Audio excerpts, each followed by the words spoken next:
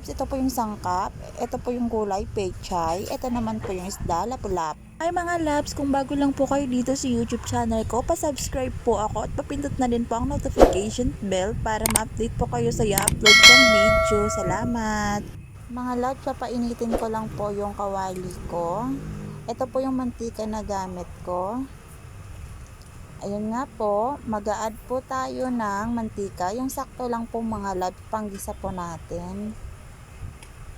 Ayan. Ito po yung sangkap na nahanda ko na po. Yan po. Yan nga po. Ilalagay ko na po yung bawang. Halo-haluin po natin para hindi masunog. I-brown-brown po yan natin.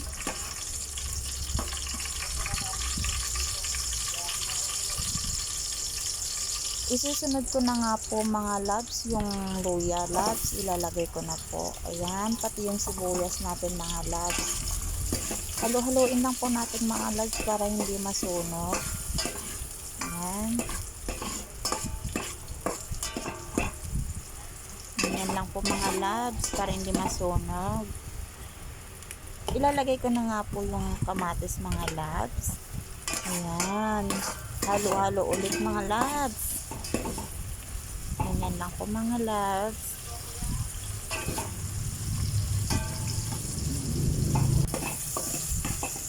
Yan, muntik po mahulog ang kawali ko loves. Ito naman.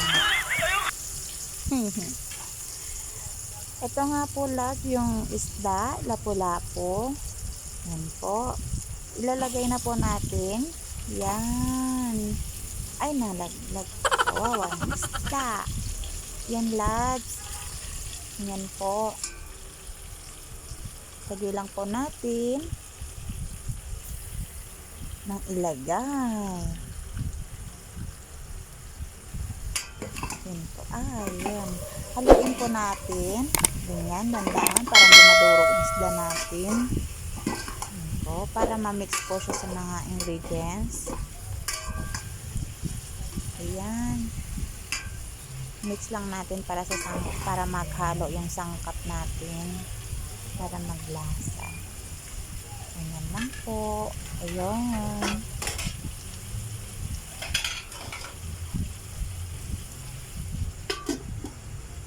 Takpan po natin mga labs. Mga ilang minuto yan. Buksan natin. Yung mga biyaheng bus na bill, Ayun, 500 dumadaan dyan sa Maligaya. Yan po lab, mag-a-add na ako ng tubig.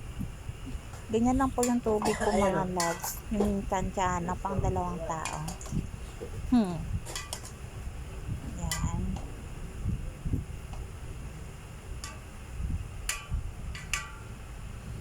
Ganyan lang po mga labs. Mga labs, yan po yung asin natin. Ilalagay ko na po. Tansyahin nyo na lang po yung asin na pagkalagay nyo. Yung yan. Yan po yung Knorr sinigang miso natin mga labs. Yan po yung gamit ko. Ayan. Yan na po siya mga labs. Ayan po, takpan natin muna mga labs. Yun, buksan na natin. Yun, nakulo na mga labs.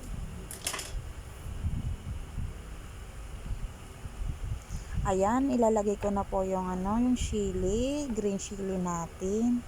Ayan. Pakkaner. Ayan po yung pechay labs. Ayan, ilalagay ko na po. Mas bet ko po ilagay yung pechay kasi nagkikrave po talaga ako mga labs. Kaya pechay po yung naisip kong ilagay dyan. Yan mga labs. Yan.